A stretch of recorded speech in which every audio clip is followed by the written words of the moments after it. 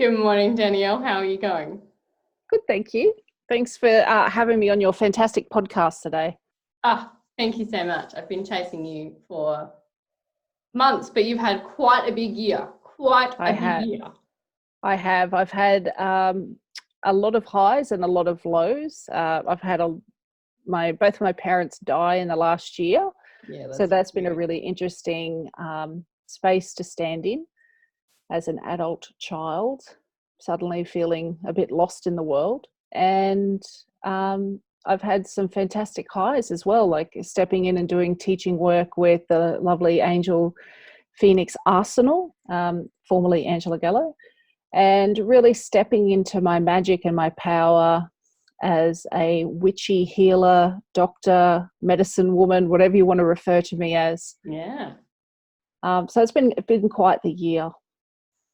It's super exciting that you're here because I think for a lot of people, you, whether you like it or not, represent this like, ooh, she did that, and so far no one's set her on fire or drowned her or stoned her to death. Maybe some of those of us raised in the very white Western medicine health, this is the way to do things. Like, could we dare? Could we dare step outside of that? So this is going to be super, super exciting.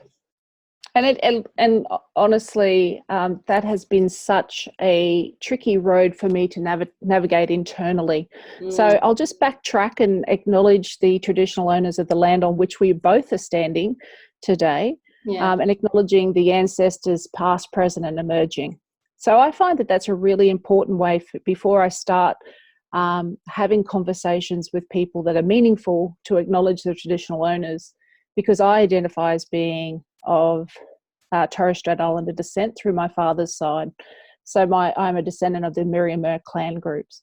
And this is really important for, as you were saying, like me stepping outside of the white Western medical realm, because over the years, ever since I was a young girl, I've been taught by spirit around ways of healing and things that are outside the medical realm. So before I was doctor girl, I was little witchy healer girl. And I grew up and I had some really significant dreams that opened me up to the spiritual world, where 3 Torres Strait Island women came to me and said, it's time for you to wake up. And they pricked my finger and I started vibrating in my body and left my body and turned into a wolf, in fact. So along that journey, I really stepped into healing in a way that was culturally significant for myself and my people. But it was really interesting because my grandmother, through my father's side, my paternal grandmother lived up in Cairns and I lived in Brisbane. And a lot of that stuff, through things like the government policies of the day, our magic and our medicine culturally was removed and separated from us. So that's why it's really significant for me that I was still being taught in a dream state.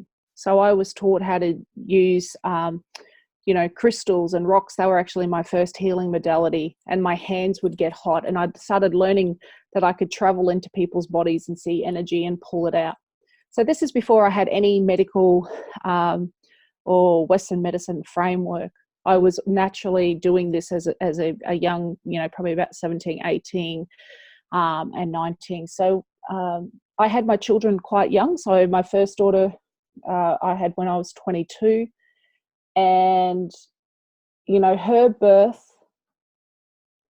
was very fear-based, was very, I was young and I had a threatened miscarriage as well. And I remember going, and at that stage, because I was young, I didn't know what I wanted to do with regards to my pregnancy, because obviously it was a surprise. And I was with my fiance, now husband, and he was out at the police academy, and I had some threatened, some bleeding, PV bleeding. And I remember going to the hospital and there was a clot that came out, and this male doctor, he looked like Doogie Howser for, I don't know how young your listeners are or old they are, but it was a very young looking doctor. I like that reference because that's often the thing that people would say to me, like, oh, you've got a PhD. How can you have a PhD? I'm like, I'm Doogie Howser. Yeah. So Doogie Howser came and picked up this blood clot and said to the nurse, "Oh, can you just send that off to pathology?" And like sort of almost flicked it at her, and she put it in a specimen jar. And I remember saying, "Is that my baby?" Oh my God. And he said, "Oh, I don't know. Oh, did you want to keep it?" And it was at that time I went, it was just like this galvanizing moment where I went, yes, I do. I do want to have this baby. I don't want you tossing part of my, internal tissue aside with such disdain. So at that moment, I realized that despite, there was this societal pressure from particular family members that we weren't married and, all of that, you've still got your life ahead of you, like all of those stories that you get told when you're a young mother. About being pregnant were told to us. But then me being a total rebel was like, fuck you. I'm actually going to show you what an amazing mum I can be. But I was still I was very much in the hospital system, and I had this thing called separation of the symphysis pubis. And that actually kicked in quite at probably about 20 to 22 weeks. And it was quite painful. And it was almost like I had to be on crutches and I could barely walk. And here I am, a young girl with no real sort of family support at that time. My poor little husband's going through the police academy, and he's just got this, I've got to support my family. So he basically locked himself away and studied and worked really hard because he suddenly had this responsibility to look after his family, which was lovely. And, I remember going to the hospital. There was a couple of things. So I went to the hospital, and, you get the ultrasounds done, and the sonographer didn't specifically say that Kayla had ears. So in your anxious state, when you're really stressed during your pregnancy, I actually came away thinking my kid didn't have ears, and I got really upset by it, because they said, oh, there's their fingers and there's their nose, but didn't actually. And it was just something that, you become fixated on. And that's really quite normal during a pregnancy. But I didn't have those support systems. I didn't really have family support. I was young, didn't really have a good solid relationship with a general practitioner. And, the maternity system is just this big faceless system. At the time when I was going through, we didn't have maternity or midwife-led care. It was just like you go there, sit there, and whoever, it's a raffle ticket, whoever, you turn up with at the maternity ward is the person that you're supposed to bond with and have this, relationship with. And I remember the pain was becoming quite excessive, and I was actually a bit acopic. Like I couldn't, the pain was bad. And on the sort of, as we're coming up to the time Kayla was due, the doctor, I said, oh, I'm in a lot of pain. But instead of sitting down and realizing that I was stressed and maybe young and didn't have any social supports, they were basically branding me as are you going to harm yourself or your baby? Have you ever thought about harming yourself or your baby? Like I was like a psychotic person, or I was going to do something to. And I was like, no. So that was their screening of me. Totally, again, asympathetic. It was just this male doctor just, punching that out at me to tick the box. So yes, mother states she is not going to harm herself or the baby. So they induced me on the day I was due. And it was all very, mechanical. I had the old crocheting, hook up the vagina and doing that. And then I was on the CTG, and I went to epidural, and I ended up having a vaginal birth though. But, it was not, I realized that was not how I wanted to birth, but I didn't know that there were any other models really for me. And so when I got pregnant 2 years later, or a year and a bit later, because my kids are 2 years apart, I decided I was going to do something differently and become a little bit more empowered. So I looked at ways to help me with my pain relief. Not one person in the hospital system said here, I lied. The physiotherapist, I think, gave you could go do physiotherapy classes, or that I think they gave me a TENS machine just before I went into labour. But with Amy, I started getting acupuncture. And then I realized that, and, you know, doing things that I could do to help myself, besides eating a packet of Tim Tams, is, you know, the mode of how I was doing my self-care when I was 22, because I was stressed. So I sailed into my second child's birth. She wasn't induced. It was like a spontaneous vaginal delivery. And she was a fast and quick birth. But even during that time, I had a doctor tell me she thought my baby was really small, but it was hard to tell because I was so fat. I was like, wow. And I remember ringing my hubby up and like crying to him on the phone. And then I think a midwife overheard me say it. And she's like, what? I went, they said my baby's really small, but they couldn't tell because I'm so fat. And they're like, oh my God. And my baby was 9.3 pounds, which is a pretty decent size. It's not a tiny baby. So it's really interesting, like those little phrases and words and things that happen to you when you're, you know, working with in that health system. I think as health professionals, we need to understand like the things that we say can be taken one way, but it's also the nuance and how you say it can actually impact on a pregnant woman so much. Oh, so much. Particularly, you know, like, and you know, if there's any takeaway message, it's that. Please be mindful. And I've been a registered nurse, so I did my nursing degree because I was going to become a midwife, and then I've also been a doctor. So I get busy times on wards when life is stressful and you're getting fucking pressured, you know, from every angle. I get that and I acknowledge that. But it's just, you know, it's just sometimes when we are busy and we're harried and we're stressed and we might snap something, or we're trying to tick the box. Have you ever felt like hurting yourself with a baby? Tick. Right, no, they're fine. I've expelled my duty of care. So we've got to be in a system or in a place where we can learn to balance those two things up. The desires and wanting to help a pregnant woman, plus, you know, ticking the boxes in the healthcare system. So it's a fucking hard system to work in. And, you know, hats off to everybody who is doing the hard yards in that, and being totally unappreciated and trying to be protective and look after their patients when they're getting, I was going to say fucked up the ass, but that's probably not the nicest thing to say. But, you know, like they're just getting shafted from whichever way they turn around. You know, you've got pressure, bed demands, you know, you bed block, let's get the women out. Are they okay? Let's come on. Like it's that constant pressure. And it's so hard when you're at the coalface, you know, having this stuff smashing against your back and you're trying to look after a woman in labor. Yeah. Whew, it's tough. So this is a long-winded way of me coming back to how I wanted to work in birth. So I had two really different births. As I said, my second daughter, Amy, I birthed her like I was Xena the fucking warrior princess.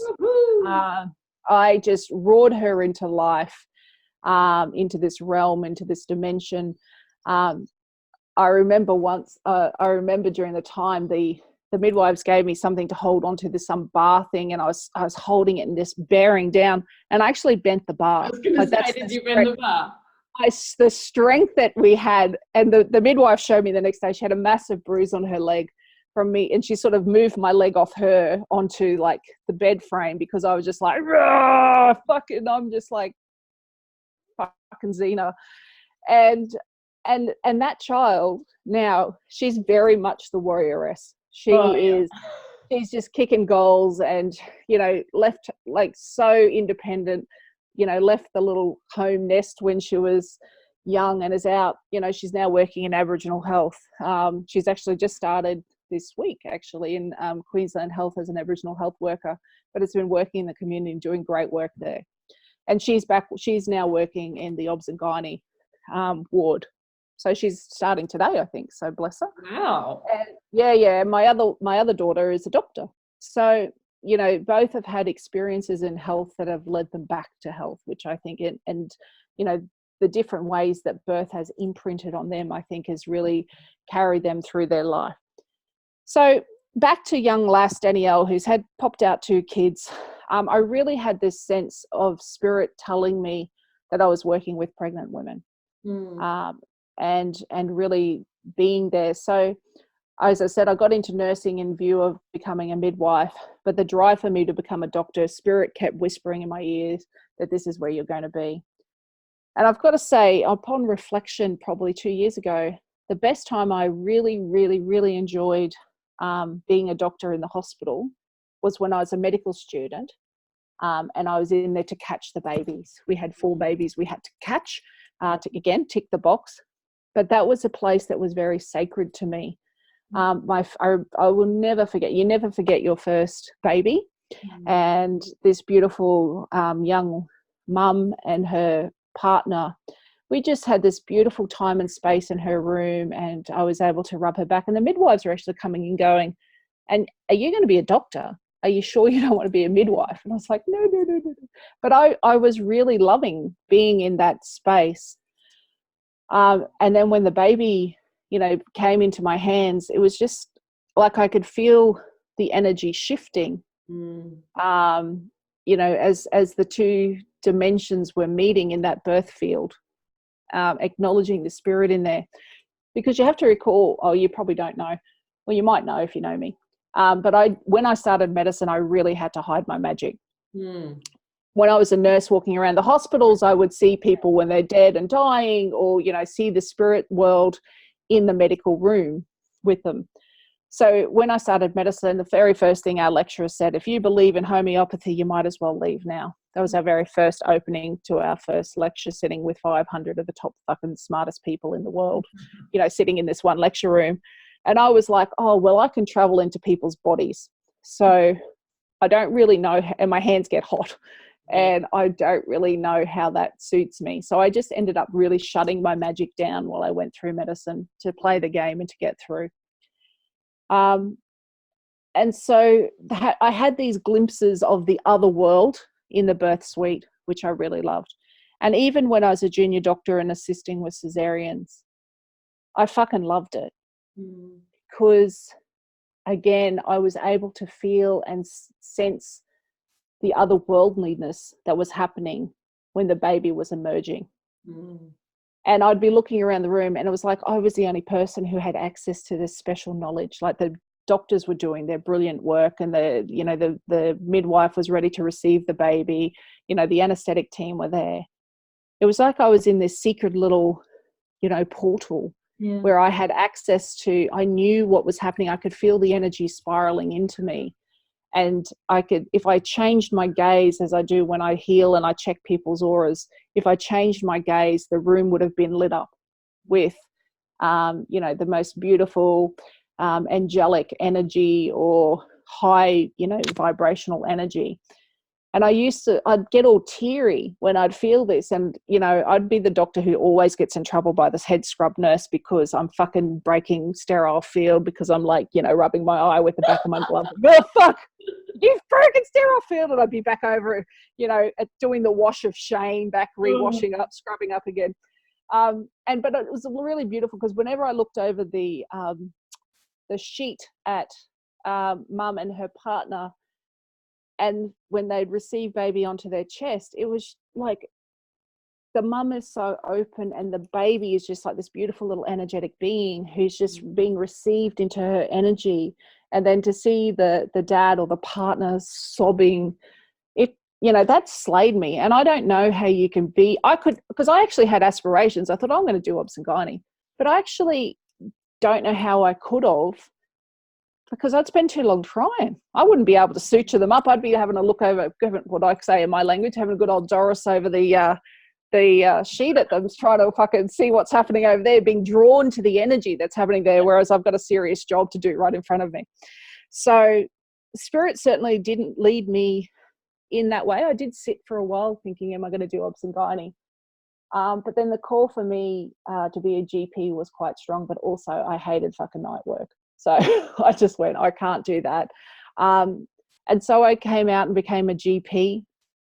And along that time, when we were sitting our consultancy exams, I realized I needed to reclaim my magic and call it back into me, because the way I was operating in this world and was not true to who I was. And during med school, the very first time I was in med school, I went out to Alice Springs for an Indigenous doctors conference. And these two old men were on stage, two old Aboriginal men. And they had an interpreter.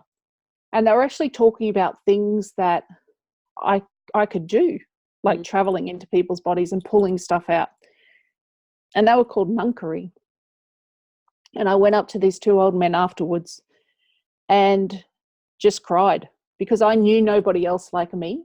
I was being taught by spirit about all of my healing gifts, but to meet two men who had that cultural healing and who were acknowledged, who were standing alongside us as doctors. Doctors in their field was so important and powerful to me as a young healer coming through. And when I met them, I just wept. And I'd like to say it was cute crying, but it was that ugly crying. And it was just like, oh, yeah, it was a big-hearted cry. Like, oh. And, you know, over the next sort of 10 years, we developed a really beautiful relationship. And so much so that when one of the old men passed, he transferred some of his power to me. And so, and they were like Nunkari number one, like the super Nunkari. They were very powerful old men. And it was such an honor for me to know them and to be in their presence. But I didn't want their gifts that they gave me and the teachings they gave me to be for naught, for me to be fucked up and in the system when I wasn't being true to who I was. Because that was being so disrespectful to these two old men who I saw as my elders and my teacher. And so when one of the uncles come to visit me, I was doing a meditation class actually, and I felt my energy raise as he came back to me. And he's a real cheeky little fella, and he was like, oh, Talia. And I was so happy. My heart just grew so big when I saw him. But when I looked down after the meditation had finished, it was a like a speaking or a Sanskrit sort of meditation. I didn't know what I was saying. I was just there for the, you know, fun times. But when it finished, I looked down and on my leg, it was like I had a snake bite. I had this like a puncture wound, and I was like, what the fuck's that? Like, am I like Jesus? Have I got some sort of stigmata that has like magically appeared? But I took a photo and I showed the other surviving Nunkari, and they acknowledged that that's how he's transferred some of his mandabar, his power to me. And so for me to not use that powerful gift I'd been given is so disrespectful. So it took a couple of years. I passed my consultancy exam, and I had a lot of trauma around the time of sitting those exams, but I finally passed those exams. And then I went, you know what? I'm a fucking healer. This is who I am. And I do medical education for a regional training provider called General Practice Training Queensland. And so I train GPs basically around Indigenous health stuff. But I stood in front of about 150 people and outed myself as a healer, you know, basically Every saying time I hear this story, I get goosebumps. I travel into people's bodies, and you could see like some of the doctors were like, my science brain doesn't compute what you're saying. Where's the evidence in this? But I'm middle class and I'm nice, so I'm also not going to go, boo, burn the witch. Yeah. But I was, and I looked around the room, but I actually saw a lot of people crying, including men. Like they were so moved. And I got a lot of congratulations afterwards.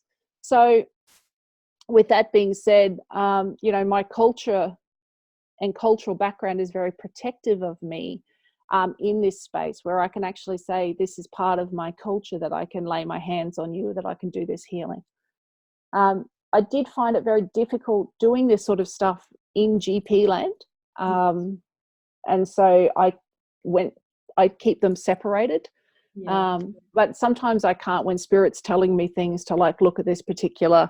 There was a woman who came in with some unconvincing sort of calf pain. I was like, just post-surgery. And I said, oh, it could just be fluid. Her calves were the same size. They were non-tender. But something in my head said, I'm just going to send her off for an ultrasound. And it turned out she had a crazy, massive above-knee DVT, which is very serious. The woman basically said, don't fucking move. You know, we need to get you to the hospital straight away. But it was only because I listened to my intuition. And she actually, the sonographer or radiologist actually rang me up and said, how did you pick it? How did you know? And I said, well, just the patient knew as well. She kept asking me to look at it. Yeah. And it was like when she asked me the third time, I sort of turned my attention to her. So again, it's hard to keep these gifts separated, and they can certainly be a big help, when I let it in. But, to keep ourselves protected, I've kept myself in a bit of a box. So the passing of my mother and leading up, because she'd been sort of dealing with B-cell lymphoma for at least 10 years, but it became quite aggressive. So bless her, the poor little love had about 20 or 30 rounds of chemo. And so in that last year, she was obviously very struggling and had chronic anemia. And I just realized I was on the verge of burnout. I was looking after her, being really busy in my medical education job, plus doing my GP work, plus doing a little bit of healing stuff on the side. So I said, I'm just stepping away from GP for a minute and being with my mum and helping her. But that was when you give yourself space is when all the gifts come in. And so, I was able to stand more into my space as being a doctor. And it was probably around that time where I was playing with a pack of tarot cards, as you do when you're a doctor. I think that's pretty normal, pretty stock standard. And Spirit basically told me I was going to be a doula. I was like, what? And I was going to work with Angela Gallo. I was like, what the fuck? What? I said, okay. And I sat and I reflected on all the times I'd been really happy. And it was in my medical career. And when I was, as I said, medical student in the birthing room. And then I went back and I looked at the very first piece of artwork I bought when I was a POV student, before I had popped out my first child. And it was a woman delivering her own baby. And I was like, right. And when you follow the breadcrumbs of your life, it's quite often you have a lot of things, you'll see the common thread. And I recall then almost straight after I had my first dream where I was awoken to Spirit, it was like you're going to work in a one-stop shop for women and you're going to help pregnant women. So at that time it would have been like I didn't know it was an integrative medical center or something like that. And I had no idea that I was going to be a doctor in that state. So that's how, long story short, I ended up sort of moving into that birth field. And then I went down and I did the in-person training with Angela Gallo. And she's a force to be reckoned with. I mean, energetically, spiritually. I call it the Gallo effect. You just go in and she just is like this blazing light of glory almost. And my daughter affectionately refers to her as a cult leader because she's so dynamic. And she's so like, you're just hanging off every word. You're like, oh my God, love me, turn your gaze on me. And I couldn't believe it. She just talked nonstop for 5 days. I said, fuck, what an amazing woman. And there were a couple of days in the hospital, in the training, that I think it was probably about day 3 that I actually went off and had to have a little cry because I was hearing the trauma and the things that had happened to women in hospitals, in the labor ward, all of that stuff. It fucking hurt me. It hurt that my brethren were, in part responsible for this trauma that was happening. And it hurt my heart that women were experiencing this, and I'm sure I'd hope that no doctor wakes up and goes, today I'm going to be a fucking asshole and I'm going to really upset some person's life. In my little rose tinted glasses, I would hope that no one wakes up with that thought. If they are burnt out and they need to get out of the job, honestly. So that was a really difficult day because,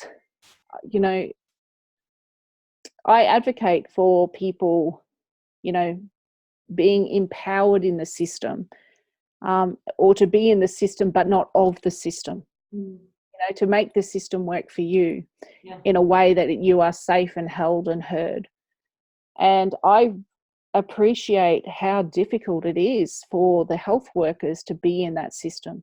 I remember once I was on a night ward call And I had to go over to the palliative ward to declare someone deceased. And I came back outside for a moment just to pause and reflect on what I experienced, because of course, whenever I stand at the crossroads of life and death and birth and rebirth, I can't help but sense spirit. So of course, when I went in there, I dealt with the spirit of this gentleman, not just his deceased body, because he only had just died. So anyway, I just came outside to pause and take a moment while I sat in the rose garden, and I just had this moment of clarity, and I looked at the hospital and it was all lit up. But to me, it was just like this living, breathing, big entity. And you feel it when you're down in emergency. If emergency is pumping and it's stressful, it's almost like it radiates up through every ward in the hospital. Because when you're on ward call, you go from ward to ward to ward to ward, you know, dealing with the little fires, putting it out. And it's like this whole entity, you know, the cortisol levels, if it had a brain and all of that stuff, it would just be excessive. And when the hospital itself is stressed, everyone inside it is stressed. And I don't know what the right way forward is for this. And it's, you know, whether you have a good supportive team on the hospital, like the people you work with, obviously, who can manage stress or manage, you know, timelines and the shit that gets thrown at them. But that only lasts for so long. So if you don't have a good team, or if you're not really well supported in that space, then it's a really difficult place to work in. And I've got to say, I was really happy when I left the hospital system for that reason. There's definitely not a lot of skills training. And I think that's something I've talked to people over and over and over, that it's when you're in that vortex of, as you say, cortisol and stress and rushing and negativity and button pushing and all that kind of stuff, I think what happens to a lot of people, unless you are really, really in tune with yourself and you do have a really good support system, people just see it as a personal failing. Well, it's something about me. I'm too sensitive. I'm too weak. I'm too this. I'm too this. I'm too that. Instead of going, hang on, back to the like, well, who taught you how to do this? Like, you know, some of us get some good coping skills from our parents if we're lucky. School teachers, absolutely fucking nothing. And then once you're in this like heaving system, there's nothing. There's not a whole lot of like, well, here's how to actually A, cope with it, and B, like try and work with it, work against it, do all the advocacy, activism stuff, because that's often the thing that scares the shit out of people too. It's like, oh, I would like to do that, but I don't want to like, I've spent all this time studying, right? How many of us relate to this? I've spent all this time studying. I've given up so much. I don't want to end up with my name blacklisted somewhere, never being able to work again. I'm going to end up destitute in the gutter, blah, blah, blah, blah, blah, blah, blah. Because the fear, it's the fear that's controlling so many of us, that you can't speak up, you can't change things. So people kind of get in there like, you know, as I say, the reaction stuff, complaining, venting, all that sort of stuff, or just they're like, oh, well, no one can do. Or they leave. That happens too. And I'm like, no, we've got to keep people in the system, because the systems aren't going anywhere anytime too soon. Yeah, that's right. Well, and it is. I think you hit the nail on the head. It's really about your own personal resilience and what it is that you've got in your own sort of spiritual toolkit to help you survive and cope in that place. And sometimes it is so toxic, as it is in any sort of job. The toxicity of the place is the thing that'll, you know, it might just be one person. I've been in a workplace outside of the hospital that was so toxic just due to two people. And it was just spread through, again, the whole workplace. And it wasn't until they've left or one left that it feels different, you know, felt different in that place. So, yeah, it is a very tricky space. And again, like, you know, when I work with my clients, well, hang on, I'll just backtrack and tell you something. So after I finished Angel's course, we found out Mum was palliative on the 31st of December, because that's always a good time to find out when things are going to, you know, be changing for you. And so, you know, the 1st of January was really sitting in a space of, wow, what is it going to be like to lose my mum? I've literally lost my dad 2 months ago. And but also alongside that was this call to, okay, you've had the Gallo effect, you've had the Medias, what is it, Medias touch? Medias, the person with the golden fingers. Anyway, Midas? You've had that touch. Who? Midas? Yeah, Midas. So it anyway, so much more exotic the way you said it. It's my accent. No, it's the way we say it in Brisbane. No. Brizzo. Anyway, the touch was given to me. The Gallo. Anyway, I had a touch of the Gallo effect, and I thought, what am I going to do? Like, how am I going to navigate this and really work with pregnant women and be there to support them? And then one of my mates who I went through med school with, she's an obstetrician, and she rang me up and said, Dan, would you like to come into, I'd love you to be our doula. I was like, what? And I said, okay, that's really exciting and cool. And it was good because I needed someone to practice on as well, take my little doula bag in, take my honey sticks. I had everything all packed and ready. But I thought, before I do that, being a woman of spirit, I'll do a shamanic journey, because I wanted to actually work out what my doula gifts were and how I would navigate all aspects of me into birth. Anyway, so I did the shamanic journey, and I went up to the higher realms, and then I ended up there, and there was a massive big temple. As far as I could see in my spiritual eye was this massive temple, and this woman came out and met me in some sort of like Grecian robe sort of things. And it was Diana, and I was at her temple, or Artemis, Diana, same. And I was at her temple, and all I could see, because I'm a fucking nerd, there's this whole big massive library in there, ceiling to floor of books. And I just wanted to get in the temple and get my hands on those little books and like, oh, what's in here? Yeah. Like, oh, I smell them, herbal texts or something. Anyway, she's like, hang on. And she was putting crystals in me and activating me so I could go into this temple. And there were like little kids going past, and there was a beautiful sacred bath pool. Like, there was a pool thing. And then I went in, there was a big council of women, and I had a chat with them. Anyway, long story short, I was activated into this sacred birth energy. Didn't really know what that was. Came back to myself, and went, wow, that was quite interesting. Wonder how that's going to work out in this birth. So the night before this obstetrician was being induced, and we went, okay, she really wanted to sort of, she'd have Synto, but she didn't really want CTG if she didn't have it, or, like there was lots of things she did calm birth and hypnobirthing, so she really wanted to go as natural as possible. Anyway, it seemed like the night before I was asleep, but I was journeying with her up to this temple, and I'm putting her in the sacred bath, and we're doing this stuff. And I remember waking up going, fuck, it feels like I actually haven't slept at all. Like, I've just been actively journeying and traveling around. And when I got there, I didn't realize that she'd sort of had the balloon in overnight, the dilatation in, and she sort of felt a bit tired as well. So when we got into the room, I really set it up energetically, because I've got a few like little witch sprays that I've made, and I had all my little herbal potions. But energetically, I set up this space, and she was really blessed that she had a friend of hers who was a midwife who was actually a bit witchy as well. And so we actually did a ritual where we called in her ancestors, and it turned out one of her ancestors was a midwife in a country town who'd birthed a lot of children. So we called her in, and we made it a sacred and a spiritual place for her to birth.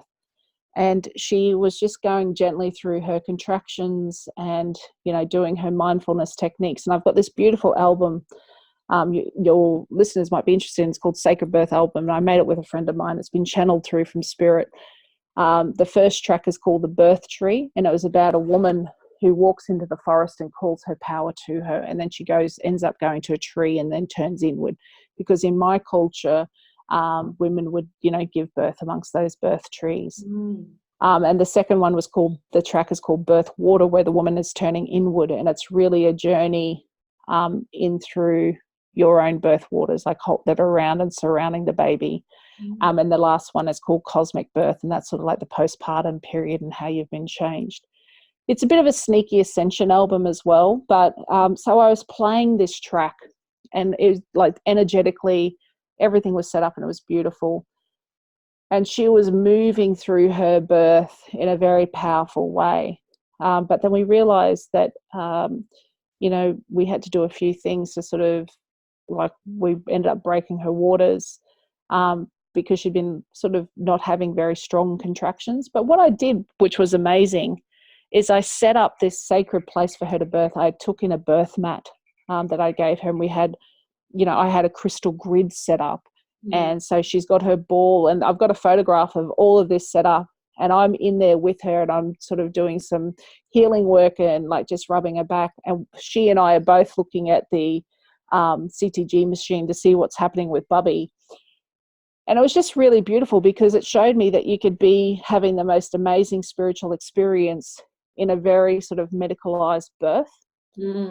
And when things got going, when she really went into that active labor, I think it literally was, I want to say 30 to 40 minutes labor and 6 minutes of pushing.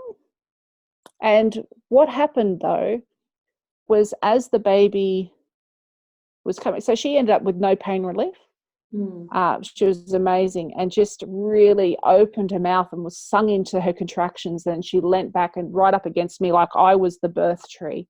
And I was just holding her, and then she's like, oh, and moving again. And it's just watching her move her body as the energy was surrounding her and her cervix was opening, and as she was standing at the gateway of motherhood. And watching her partner as he too stood at the gateway of parenthood. It was just such a beautiful thing to be conscious of. And then as she's, birthing her baby, I looked down at her and I wanted to cry because I saw the goddess in her. The goddess, she was at the temple, and the goddess was in her birthing with her. And the whole room was filled with light, and the whole room was filled with love. And she was so open. It was like her physical body had dissolved and she was just left as a etheric being of light. That's what I could see. And so, of course, the bubby comes out, and where do the babies go? They go straight onto her heart chakra, straight over that. And the baby was so open. The dad was crying. She was crying. And then it was like the most amazing thing. And the obstetrician, of course, had come right in at the end to help deliver the baby. And I did feel horrible for the midwife but it was like I had put such a protective energetic barrier. I had to like let him in. So it's like he came up to this barrier, and I had to dissolve it a bit to let him into this sort of sacred space. And he afterwards, he sort of tried to reflect on what he felt, because he came into the room and he was like, oh, yeah, I've never been in a calm birth room before. I said, dude, it wasn't a calm birth. It was a calm birth, but it wasn't a calm birth.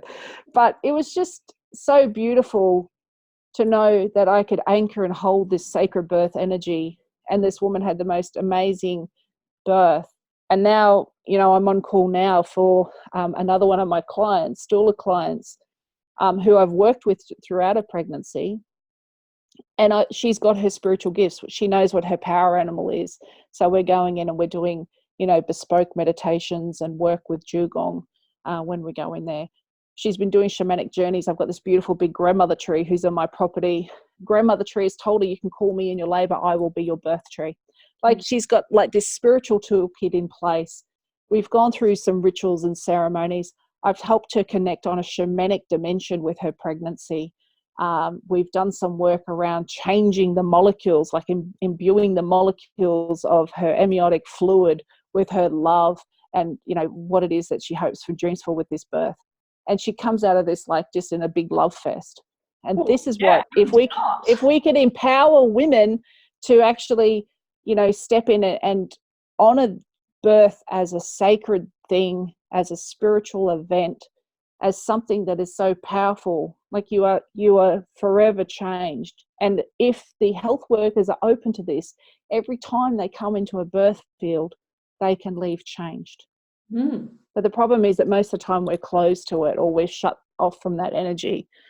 And it's a fucking, like, it's a way to heal yourself, because the energy is so pure and light. It's very, I dualed my mother during her death. I was with her when she passed.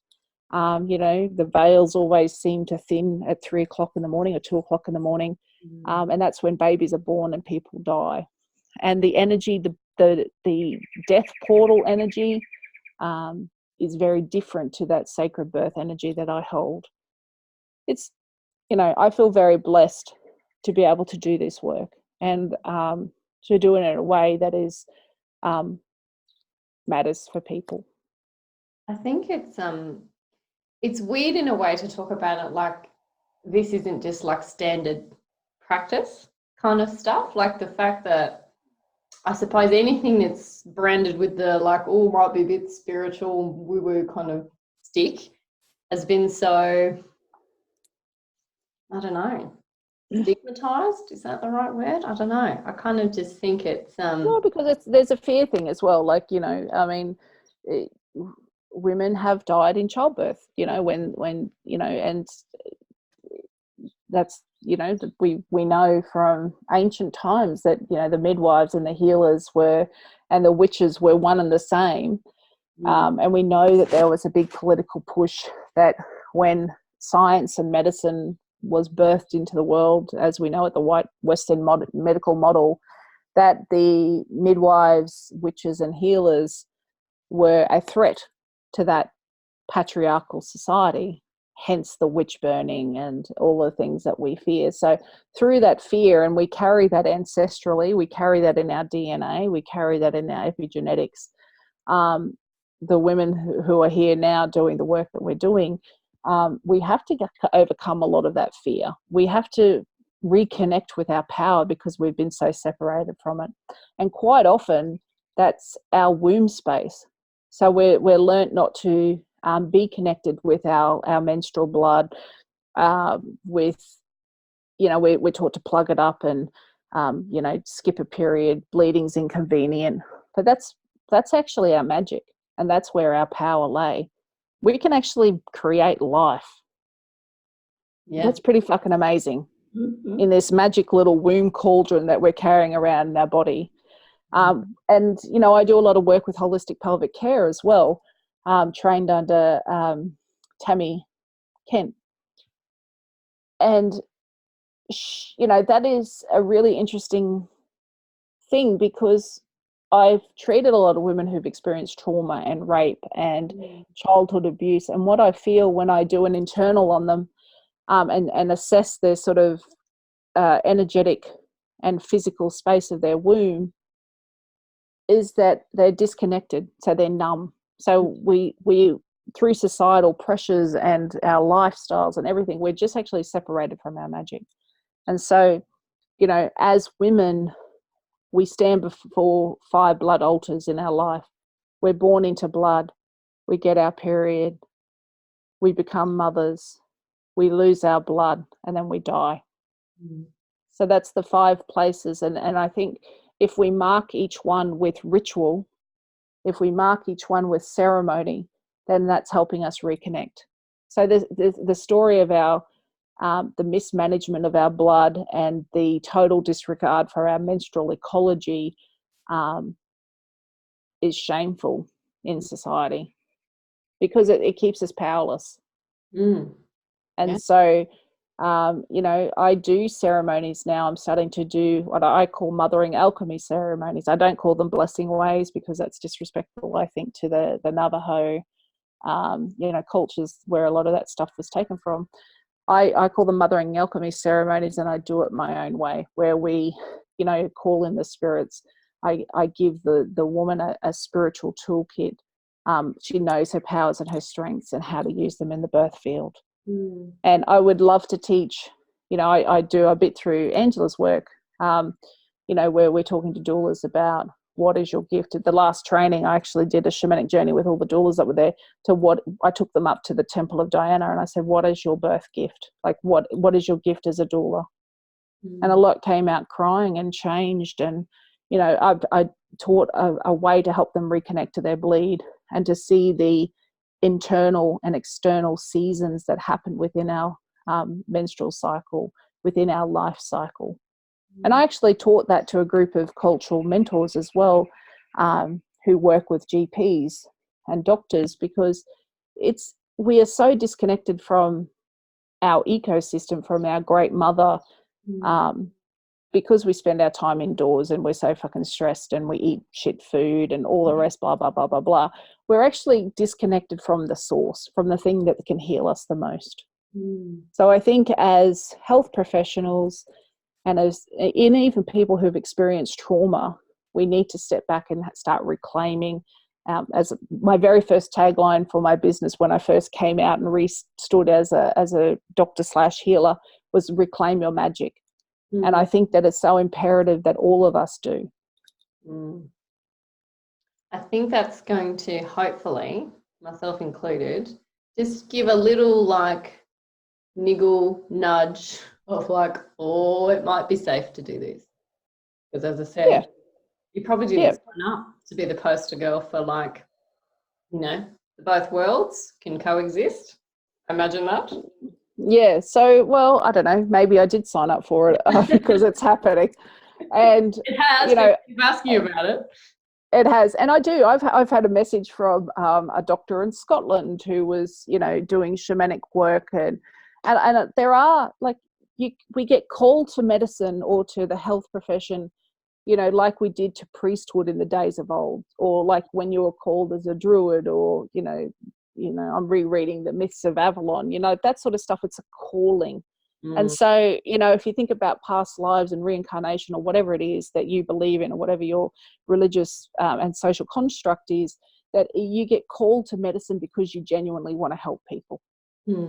And I did a women in medicine circle up at my place once, and Grandmother Tree's talking to me because I'm very clairaudient, and so I hear things. Anyway, she's saying, oh, get everyone to do a shamanic journey to me. And I'm trying really hard to be a straighty 180. Like, this is just a gathering. There's nothing witchy going on here. You know, I had cardiothoracic surgeons there. I had psychiatrists. I had GPs. I had physicians, you know, like a whole cross-reference of, you know, all these different doctors.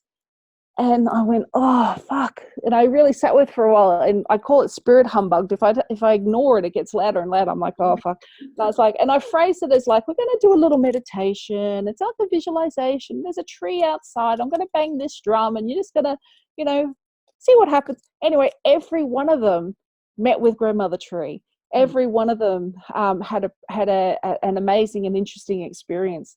And some of them have, you know, left changed. Some of them have come back and gone, actually, like one of them came to one of my moon temples, which is Danielle as witch, you know, full power, like everything. Yeah, fucking hair sticking out there, doing crazy stuff. And I was just sort of had to like message her and go, look, just to be clear, this is what this will be like. It won't be like what we did. And she goes, no, actually. And the reason she came back is she needed more evidence around this tree and her connection that she felt with it, which I loved, that it was her analytical brain, but she was really just being open to spirit. And I hold this thing called witch school. So that was the thing that was birthed out of my mother's grief, really standing in my power, because I had nothing else to hold me back now. Like I had nothing else to distract me. So I held this 5-day workshop, and it happens every year. So I'm holding it in 2020. But what it was like, you know, people called it, they came into the dragon's den and left transformed. But 5 days of really stepping in and reclaiming your power. We did shamanic journey after shamanic journey. You know, parts of you were revealed, parts of you were burnt away. You know, we did this dismemberment ritual where you're basically torn apart by animals and eaten and then rebirthed. Like, it was just full on. Like for months after, no one could talk about it because it was just so powerful. But that's the thing. And now I've got a couple of doctors who are hopefully coming to witch school. Like, I've had people messaging me going, I'm so interested in that. I had a couple of midwives, I had a couple of doulas who came. But this is an opportunity where, you know, there is a framework for them starting. So, you know, whether I am the poster girl for this sort of change, there's a few of us out there who are doing the work, and it's okay for you to do it because that's your life calling. That's what you've been reborn to do. And so fucking step in, reclaim your power, because it turns around and helps so many people. Yeah. And if you can change the story, the narrative, so that you're not saying to one person, it's hard for me to, I think your baby's small because you're so fat, or did you actually want the baby? Instead of changing that narrative, we can come at it at a more heart-centered and spiritual dialogue, which I think then can, it turns around, because we're talking about epigenetics here as well. Like if a woman is experiencing trauma in her pregnancy through her interactions in the health system, for instance, or at home or something else, then we know that the effects that's going to have on the baby, the increased maternal cortisol circulating, is going to have an impact on the baby's developing brain, and how the baby is actually going to be born. We know that chronic stress, or even feeling stressed or scared in the birthplace, is leading to increased interventions.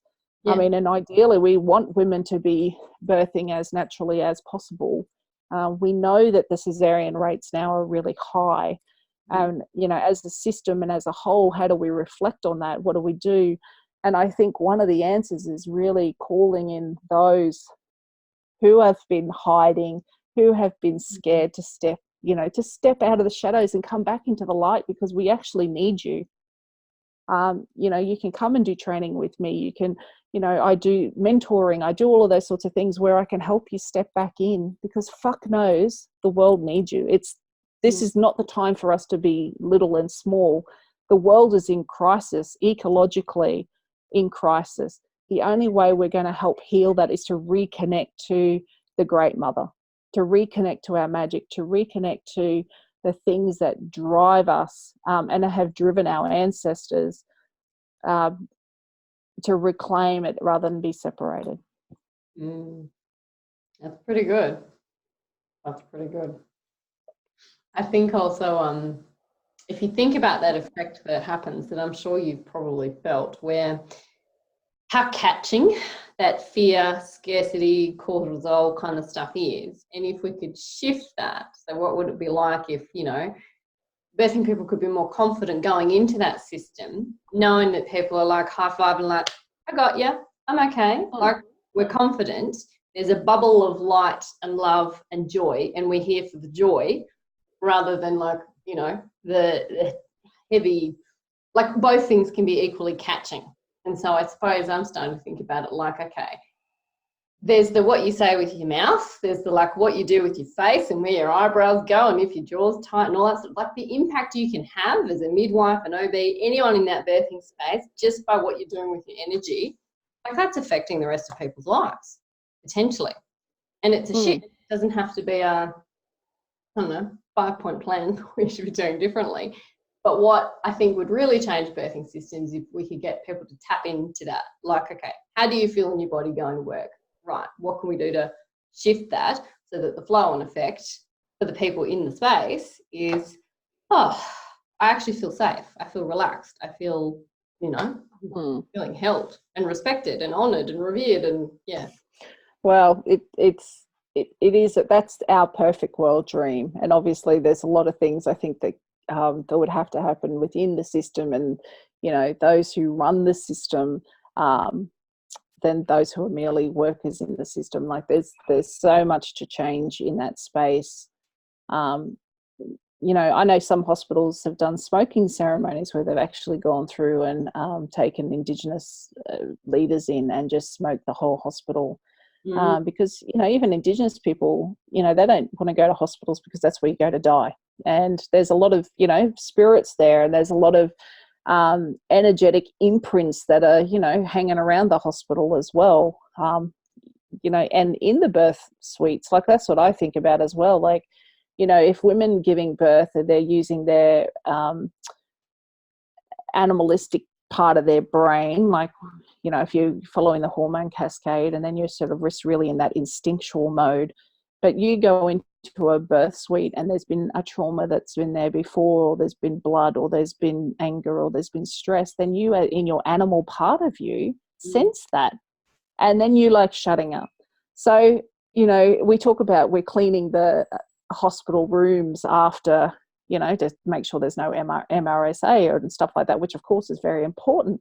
But it's, the idea of energetically cleansing the space. And that's what I do when I go in with my clients, is I energetically cleanse that space. So all of that residual energy and imprint is gone. Because we know we walk into a space and we feel it feels good or it doesn't feel good. Yeah, exactly. And so I think that's something that I think hospitals could probably look at as a nice little place to start, is actually have the ceremony and ritual around, we are actually cleansing this place. We're starting afresh, we're starting new, because that's what we do in our house when we run around with a sage or whatever it is that you do, burning incense, because we're cleansing it. So I think, it's a big job, mate. And I don't know if you and I can solve that in a mere podcast. Yeah, we might take a couple, but certainly there's idea number 1, okay, or 2. We're getting people to reclaim their magic, step back into your power, and then think about how you cleanse the energy of the person who's been in there before you. Yeah, and that's just it. That's just one thing. Done. Solved. Done. And bringing pets to work, that would be another good thing. Oh, bring your pup to work day. I'm telling you, animals, like we were talking about before we started recording this podcast, and you were talking about dogs and stuff. Like, I've heard birds jumping on the roof, a chicken's just laid an egg. There's always animals around me. So, totally. I think that would be amazing. Doggy doulas. Yeah, that's what we need. Yeah. Oh, thank you so much. That's okay. Beautiful.